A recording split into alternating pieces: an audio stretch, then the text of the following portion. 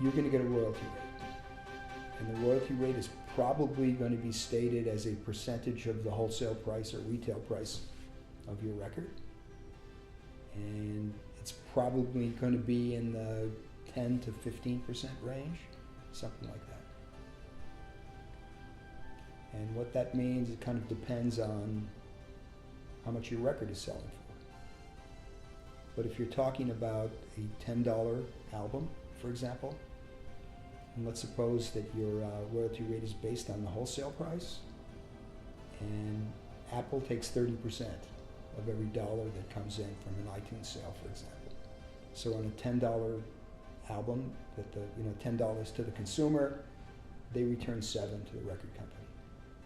And so if you have a deal that's based on the wholesale price, the royalty base price will be $7. And if you have a 10% royalty rate, for example, then you're going to get 70 cents per record, per album that's sold. So let's suppose that you've got your 70 cent an album royalty.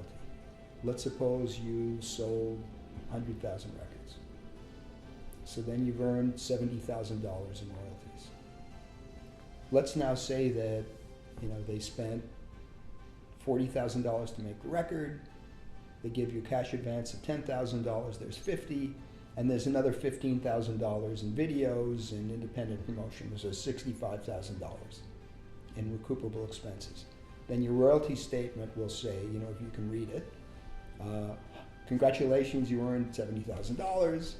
But there's $65,000 in recoupable expenses, which we're going to take back from your royalties. And here's a check for $5,000.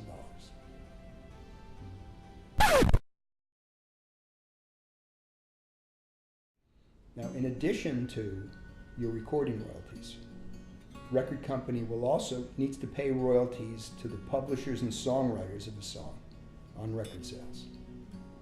So if you this doesn't help you at all if you're doing a cover song, but if you're doing a song that you wrote and you own the publishing on, you own the copyright on, there's a completely separate stream of royalties that come to you that are known as mechanical royalties. And typically they are somewhere between 6.8 cents and 9.1 cents per song per record sold.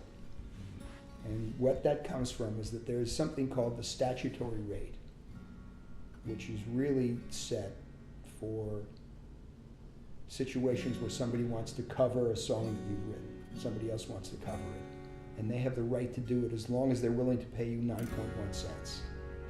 And 9.1 cents at the moment is something called the minimum statutory rate, because it's set by statute. Record companies will negotiate with you, and frequently what they will offer you when you sign a record contract is 3/4 of that, which is what most new artists take. So 3/4 of 9.1 cents is about 6.8 cents. And then they will also contractually put a cap on the total amount of money that they're willing to spend to pay out mechanical royalties on the sale of an album. And it's usually 10 times your single song rate. So if you have a single song rate of 3/4 of the minimum statutory rate, they're willing, which is 6.8 cents, they're willing to pay 68 cents in mechanical royalties. So if you have a 10-song record, you've written it all, you're the publisher, you're going to get 68 cents per record.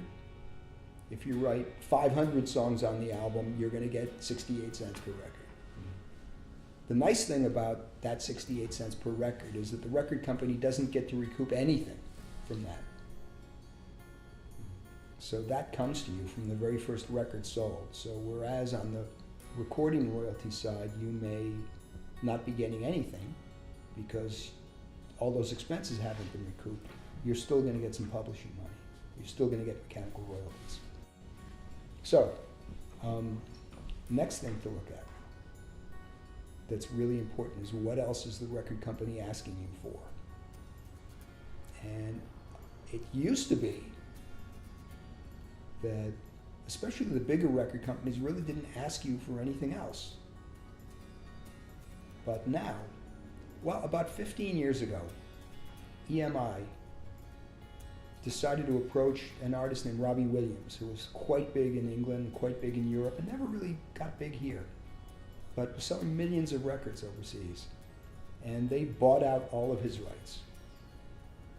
So they were getting his publishing, they were getting his live, his live performance income, his merchandising, and they gave him $15 million, a lot of money, whatever it was, they gave him a lot of money. And then the Warner Music Group did something similar with Madonna.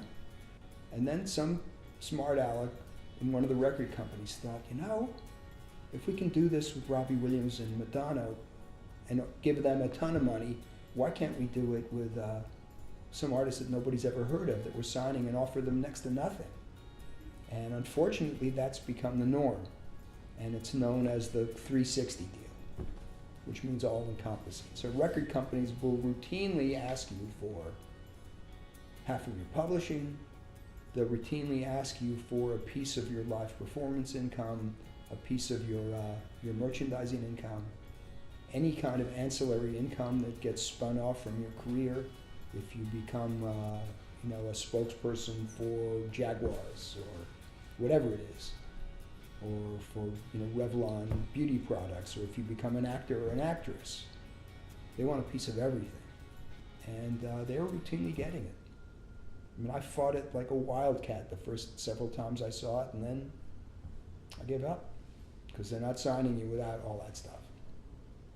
So you just do your best to negotiate as as favorable terms on the ancillary income as you can.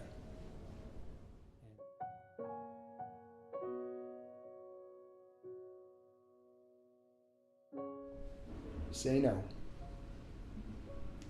There's an old saying that bargaining power is the ability to say no and walk away from a deal because the terms just aren't good enough.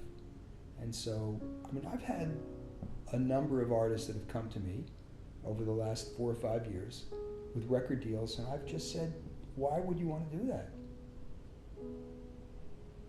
They're really not offering you very much.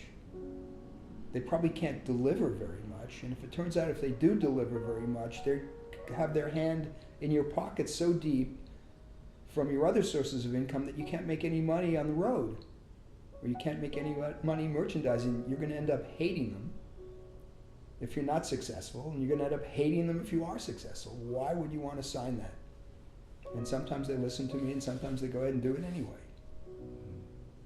And then when they do it anyway, they have 9 out of 10 times their records never do well enough that it matters, because that's just the reality out there. And then every once in a while, they're very unhappy for good reason.